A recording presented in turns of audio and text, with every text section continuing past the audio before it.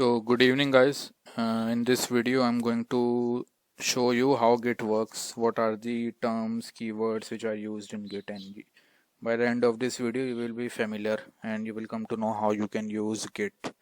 So let's get started. It is basically a short tutorial on Git. So yeah, let's get started. So what is Git first of all? So Git is basically a distributed version control system. So it is basically used to track the code changes, like in real time or in a company when you will see there are multiple developers to develop code and make changes in the code. But like Git basically serves as a code base, a common code base where all these developers will commit their changes, commit their code changes, so that code changes can be tracked by each and every developer at what time the code was changed by which developer. So it is basically a repository, you can say, a common repository where all the code changes are merged. And this repository is basically distributed version control system. So what is distributed version control system? So distributed version control system means each and every developer will have a copy of the remote server. Remote server, I will tell you later what is remote server. So basically we have two types of version control system: centralized and distributed. Centralized, basically companies prefer distributed version control systems over centralized. Why? Because in centralized version control systems, what we used to have, we only used to have a remote repository, and only on that repository all the developers were depending upon. And let's suppose if there is some network issue or network outage, then the developers were not able to access that remote repository. So like in case of network issues, they were it was hindering their work. So then Git came. Git was a distributed version control system. So what advantage it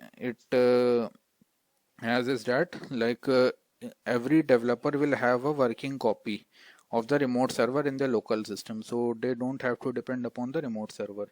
They can directly interact with the remote server by the copy which they have. So in case there any power outage or not, this will not hinder their work. So this is basically what a distributed version control system is. And so Git was started in 2005, as you can see it is written, and Git will only update the difference. This is a major point. So what is Git? Git basically tracks all the changes which are made to a file.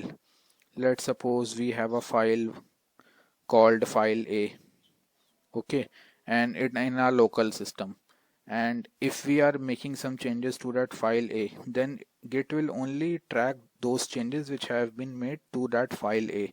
It will not consider all entire file, it will only consider the changes. So once you start working with Git, you will come to know. This is the link, HTTPS. You can download the Git on your local system from this link for Windows, Linux or Mac operating systems. So how do we work with Git in real time in offices? So like as a DevOps engineer, you will be working with Git for sure, because as a DevOps engineer, as it suggests, you will be working in development and operations. So let's first consider the case of operations.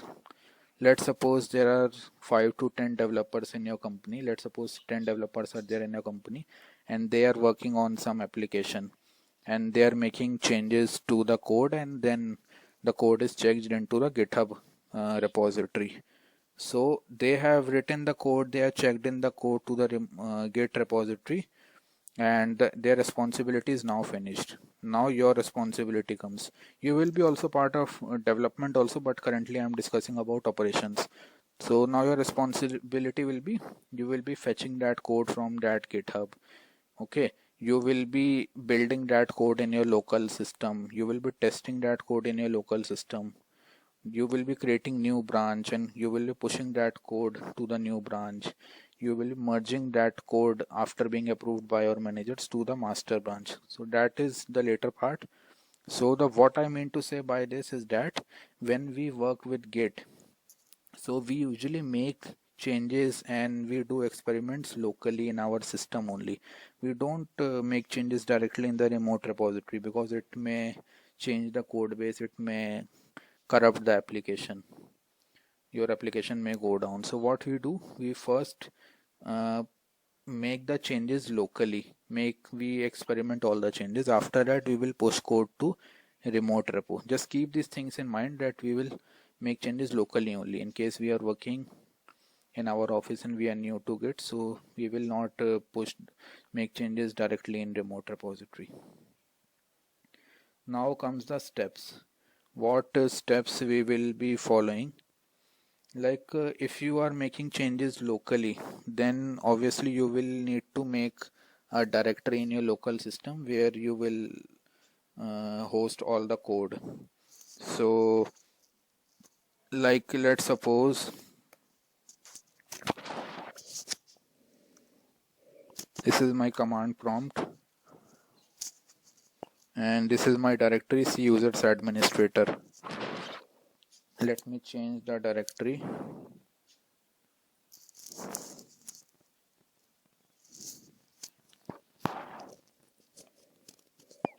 Let me go to this directory. Let me delete both the folders.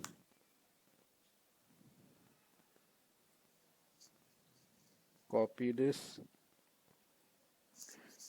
Change directory to C DevOps. So as you can see, we are on the directory C DevOps directory.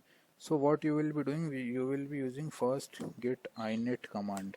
It will basically initialize your local repository as a git repository. Okay. So what it means, it basically creates a .git folder in your directory so that the Git will identify this local directory as your Git repository, local Git repository.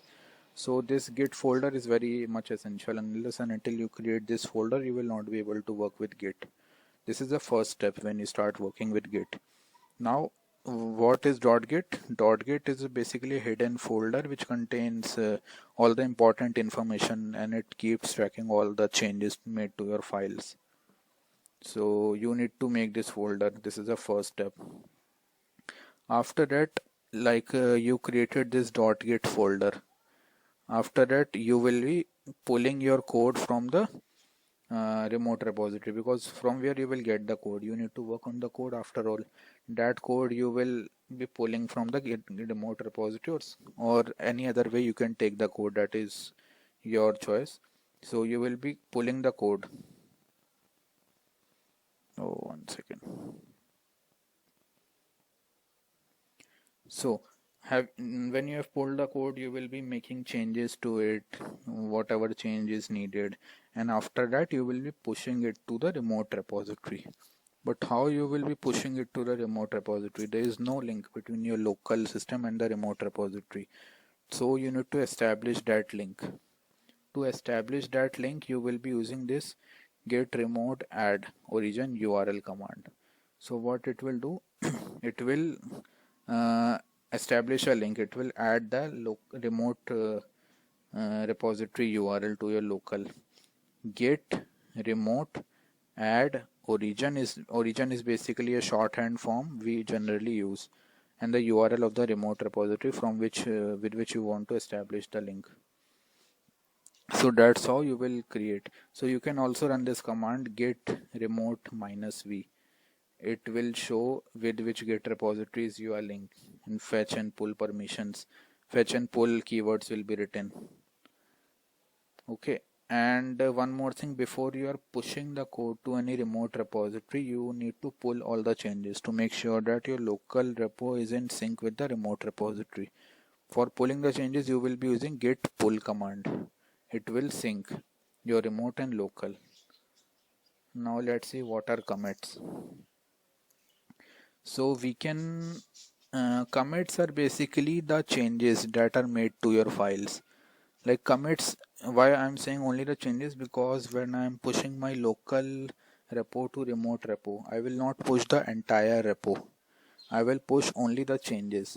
So commit is basically is all about the file changes. It basically uses a SHA algorithm which is used to keep track of the changes in your local system. And if you want to see what changes have you made till now, what commits have you made till now, you can go to Git history. That I will tell you later how you can check Git history.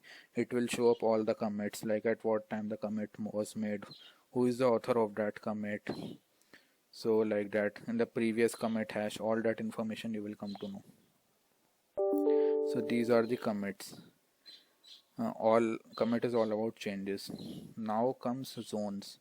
So when you will be pushing your local code to remote repo, mainly you will be adding your code to the staging area, and then you will be committing it.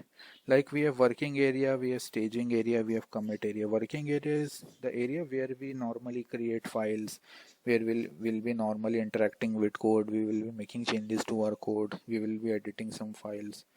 That is called working area. And staging area means like it is also called index area. You won't be directly committing your code to the remote repository. You will first make changes, and then you will be adding it to the staging area using git add command. This is the command, git add dot. Dot means you will add all the files which have been changed. If you want to add a particular file, then you can specify the file name here. Git add and the file name which you want to add. After that only you will be committing that to your commit area. So after the file has been committed, then only you will be pushing. You can't directly commit or directly push. This is the order you need to follow in case you want to transfer your code from local to remote repository. So in previous video I already showed you how you can push your code from local to remote repository. So, and one more thing, there are some cases in when we add some file to the staging area, to the commit area by default. So if you want to remove that file and you don't want to push it to the remote, you can use git reset command. So what this command will unstage all the commits which have been made. So git reset command can be used for that in case you want to remove all the staged changes. And then after you have made changes to the required file, you can again add that file to the staging area using git add command and the file name, and then you can push it. Next comes git log command. So git log command basically tells about all the commit history. So git log command tells all about the commit history which have been made by the developers or by DevOps engineer, anyone. So all the commits which have been made till now will be shown by git log command. It will show the commit hash, who has made the commit and the time, and so all this stuff it will show, git log command. So this is all about git log. It basically tells about the commit history. And we also use git commit amend commit message. So we basically use git commit -m. We basically use this git commit -m and the commit message to commit any change. Okay, but what if you have you need to change this commit message and you by mistake put the wrong commit message? In that case you can use this -amend keyword. So it allows us to change the commit message. You can change the commit message. So this will be the command, git commit -amend. Rest will be the same. You can change your commit message using this keyword. So yeah, these are the basic commands which we normally use in Git. Apart from that, Git there are various other commands, like we can stash our changes. We can use git tag command for tagging purpose. We can use git diff command also, git rebase command, and various other commands are there that I will not be continuing. I will be making a separate video on that, otherwise this lecture will become too long. So yeah, that was it. So we discussed what is Git, what does Git do. Here is the link, and what we do actually if you want to push our code from local to remote. We will first be experimenting locally and then we will be pushing it locally. And usually in real time we don't push directly to the master branch. We basically create a new branch, let's say test branch or develop branch. After the code is like ensure that code is working, then we merge that branch into master, and that also post approval. So these were the steps which we discussed. Git init, before this folder, what is .git folder, how we can push the changes, what are commits, what are zones. So after commit has been made, you can use git push command to push your uh, change code to the remote repository. Okay, git push and the repository where you want to push and the branch name of the repository. So this was a basic overview of how Git works.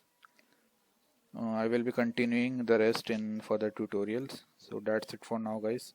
Thank you for watching and supporting me. Happy learning. Bye bye.